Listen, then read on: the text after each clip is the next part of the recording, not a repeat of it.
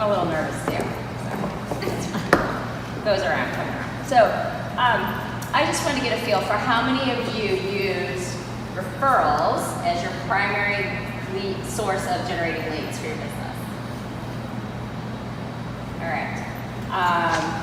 How many have used like these power partners, or I would call it an alliance, strategic alliance?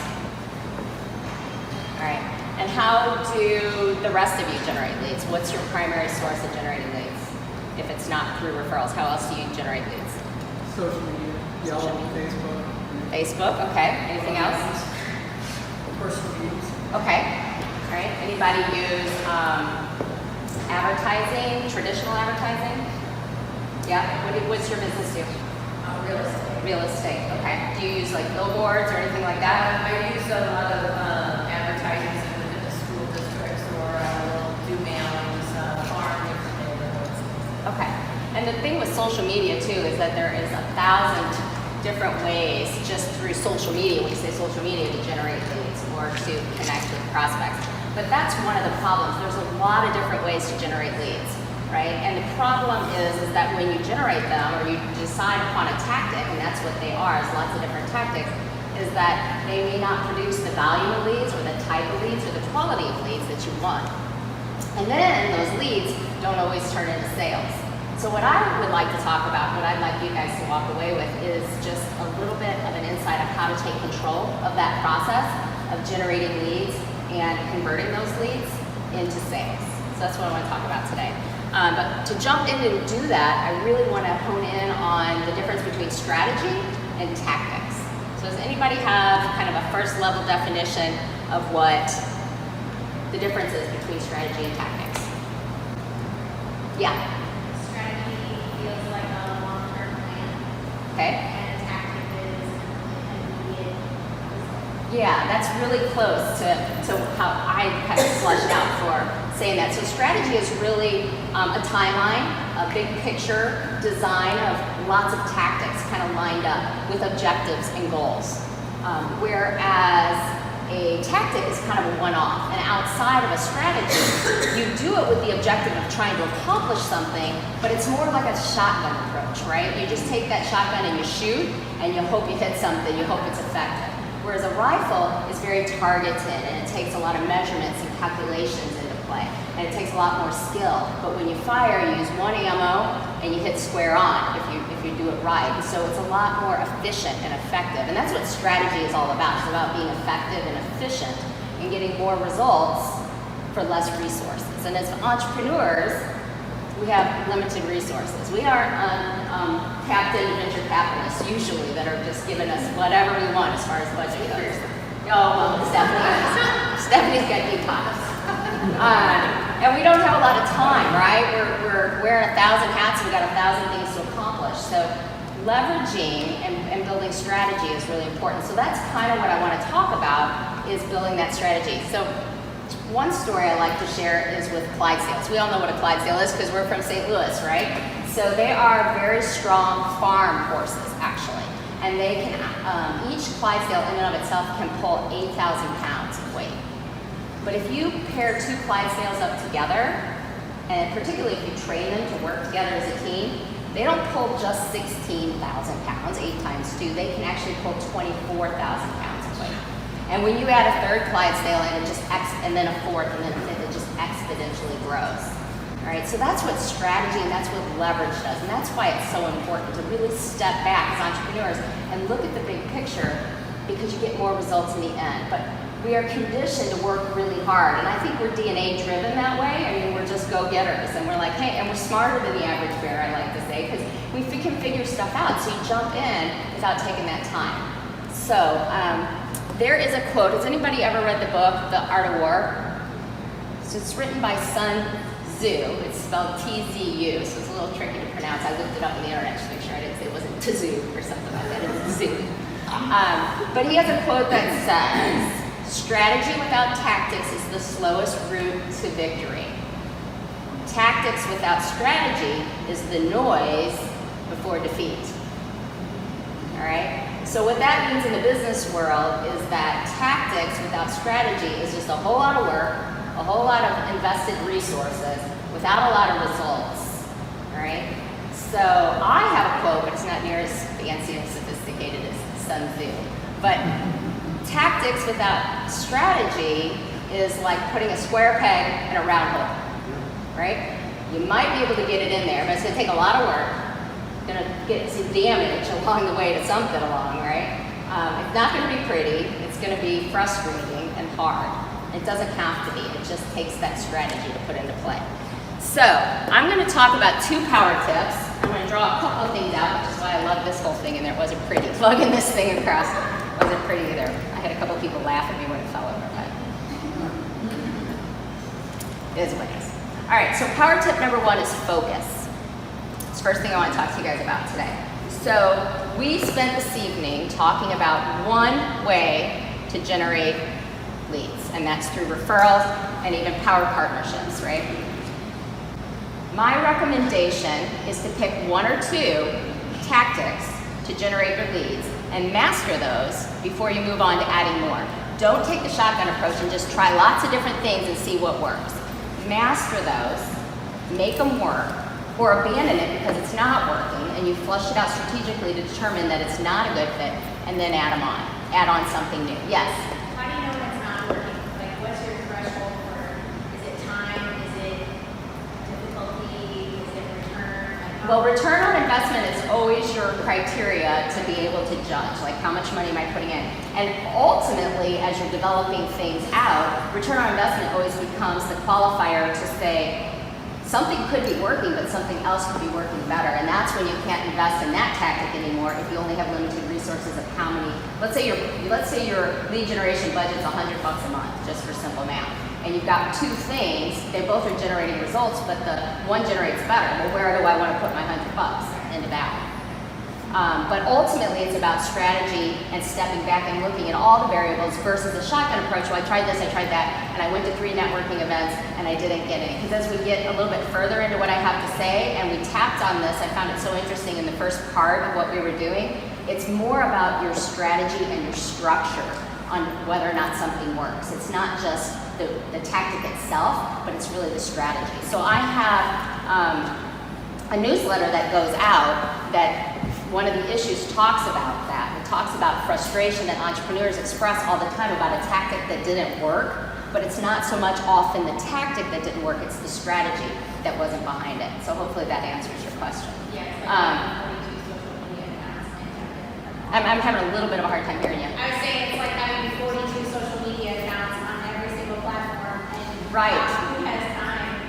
for Right, all unless you had a full marketing team, right? You got a LinkedIn expert, you got a Facebook expert, and you've got an Instagram expert, and whatever the new one. There's a new one. I was talking to some teenagers the other day. There's some new one. What? Alignable. Is alignable? See, they're just going to pop up and go away. So referrals are an excellent form of lead generation. And this is what I'm going to hash this out really quick. This is what I call the buying spectrum. Got everywhere from A to Z. And right here at Z is when they've got money out, and they're going to give you that. They've got cash out, they've got their credit card, they have their checkbook, right? But you've got all kinds of zones here. You've got this where they're out of range, and you've got about probably 40 to 80% that are in that zone at any one time, out of range. And then you've got kind of your warmer guys that are in here, and that's probably 15 to 40%. But at any one time, you have a max about 1 to 5% who are ready to buy from you right now. All right? So the problem that a lot of entrepreneurs have, or businesses as a whole, I'm not picking on just entrepreneurs, sales reps too, is that everybody's looking for the low-hanging fruit, the right now buyers, right? Now, referrals, and the reason I say they're excellent is because 2 things. 1, a referral is somewhere right about here. Because you're not going to ask, hey, who's really great to replace pool liners? Which I just had to do last week, unfortunately. And that's exactly what I did. I called a neighbor who just had their pool replaced, and guess who we went with? Them. Why? 1, we were like right here, because we were putting 1.5 inches of water in our pool every day. But also, what's that? That's a lot of water. It is a lot of water. My pool's not small. It was like, we gotta do something fast. So, they're right here on the spectrum, so you're not having to do all of this, right? You're not having to move them down that through education. And secondly, when someone gives a referral, you instantly have a level of credibility attached to you.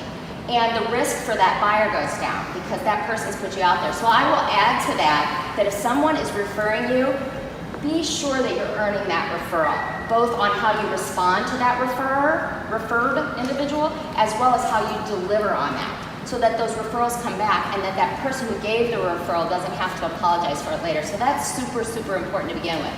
But that's why referrals have almost the highest close rate of any kind of generated lead, is one, because they're so far right on the educational spectrum, and two, because that level of credibility and lowered risk comes into play. So referrals are excellent for that. The second tip that I want to give you guys is structure. That's the second power tip. So we talked about focus, now we're going to talk about structure. The second little thing I want to diagram here is kind of what's called what I would call your traditional sales cycle. And this first one right here is attraction, which is lead generation. And then the second one is conversion. And then the last one is what I call fulfillment, which is delivering whatever it is they bought from you, your service or your product, right? Now, we're talking about all kinds of different ways to generate leads. So I want you guys to really start thinking about strategy and structure for each of these functions, all right?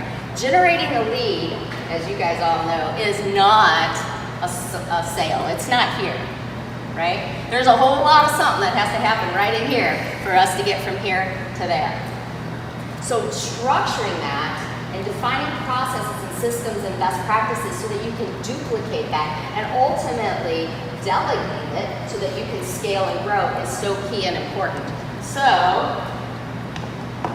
underneath here, I've got two, and actually we were kind of just touching on this a little bit. There's two power laws I want you guys to take into consideration under attraction and these referral power partners, referral circles or referral things. One is the law of reciprocity, and the other one is the law of attraction. The law of reciprocity says don't wait for the referrals to come to you and then say, well, then I'll give you a referral. You start giving the referrals first, because people want to respond in lifetime. They want to reciprocate. That's where the law name comes from. So if you do it, they may not have a referral to give you right now, but they will when they can. So you have to trust the law. The second thing is the law of attraction. The law of attraction says like attracts like. So if you do it well, you set a bar for how you want that to occur. You set a standard that they can clone. If they're new to it, they're not going to quite know how to do it. So I would recommend stepping back and saying, hey, if I were going to get a referral from someone and it was going to be delivered perfectly, how would I want that to happen? Then I define my process around it, and that's the way I do it. And I set that standard. So as you're developing your processes and your structure around attraction, I would recommend that. So attraction leads to this conversion function. What do I do? That whole lot of what do I do to get to the sale, right? To the fulfillment where I have to deliver it. Well, there's two parts to conversion. The first one is what we would call nurture, and the second one is opportunity management, all right?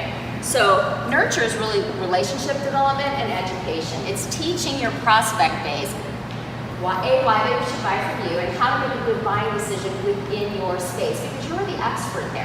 So even if they don't buy from you, you don't want them to make a bad decision, right? You kind of want to teach them what they need to know about evaluating options for what situation, what need. So they're there. Opportunity management is when someone is popping their head up. I like to kind of use a fish swimming. If this was a river and the fish is swimming down, he pops his head up at different points.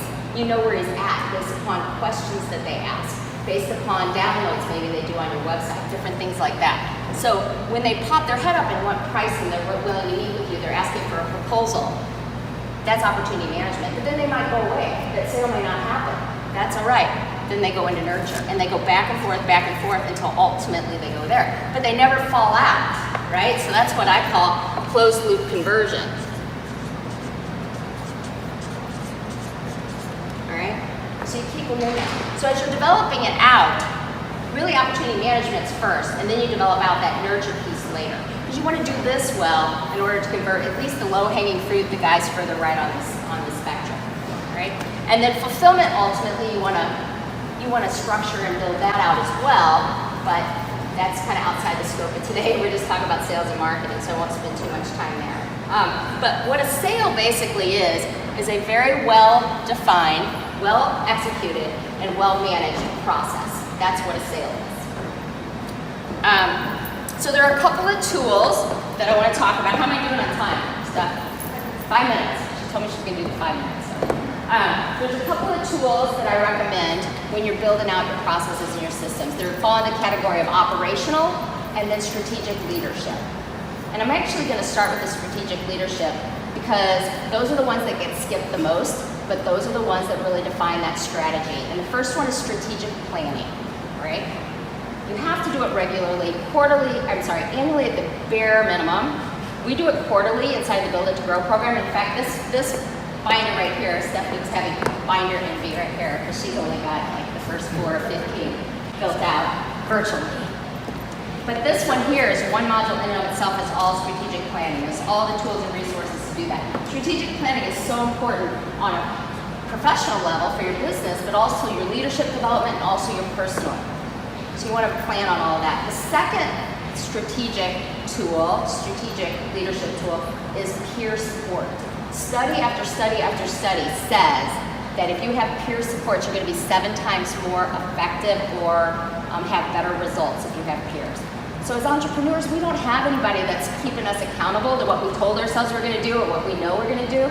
So at least if you have somebody that you can connect with on a regular basis to say, hey, I'm going to do this, and then you're like, oh, now I got to go tell them I didn't do it and hang your head, right? So you have a little bit of that pressure because if you're not being, it's kind of that pull and pressure turns into a diamond kind of thing. If you don't have that pressure, you can't grow. It's hard to grow. And then the flip side of that peer support is that we need people to brainstorm with, to tag off of experience, to develop us to the next level. So that's what's important. So those are the 2 tools I wanted to share with you guys under the strategic leadership. But under operational tools, 2 areas of your business you absolutely want to make sure are being systematized. One is your financials, because that's where your metrics, a lot of your financial metrics come into play. If you're not managing that and tracking it, then you can't analyze any of that. The second one then is your contact management, your CRM, all right? So when I get done, I'm gonna give you guys an SMS number, a text number. I've got a CRM intro kind of overview. If you guys don't have CRM, that I always share with everybody that says, hey, this is a great place to start. It's a PDF. It's inside Outlook 365 for business, which is like $5 a month more than the home version, and it gives you a buttload of business tools besides just Microsoft Suite, besides Word and Excel and all that kind of stuff. So if you guys are interested in that, I'll have you text CRM, those 3 letters to this number, and it'll email that to you. It'll ask you for your email address so you can send it out, but it'll give that to you. So CRM is something that I highly recommend because all a CRM system is a way to capture data in order to leverage it, which is what we're talking about, analyze it, and manage it. And you have to be able to do that. Because if you have 3 or 4 leads, that's easy to keep in our heads. What if we have 3 dozen leads and they're at all different stages? Boom, boom, boom, boom. How do you keep track? Yes? So if a person uses like MailChimp, is that similar to a CRM? So MailChimp is really more, it may have a little bit of some CRM in it. I used Constant Contact a long time ago, but MailChimp is more of an email blast tool. Okay? So yeah, you may have their contact information, but CRM really allows you to track phone calls, appointments, notes, history, stats. Obviously, I don't have a No, it's an excellent question. Which one? Yeah, it's an excellent question. So this Outlook, it has the way Office 365 works is it has an add-on to Outlook called Outlook Customer Manager. And it's included for free with the subscription. But I always say it's training wheels, it's CRM on training wheels, because I've been working in CRM for 25 years before CRM even existed. But it's an excellent place to start. And then the second tool I wanted to share was scripts, all right? So thinking through, how do I want people to answer my phone when they call? How do I want people to be greeted when they walk in the door of my store or my salon? And then documenting that and capturing it so that you can share it and delegate it and make consistency. Because that's what structure does. It gives you consistency, it gives you predictability, it gives you professionalism, it gives you quality, and most importantly, it gives you profitability.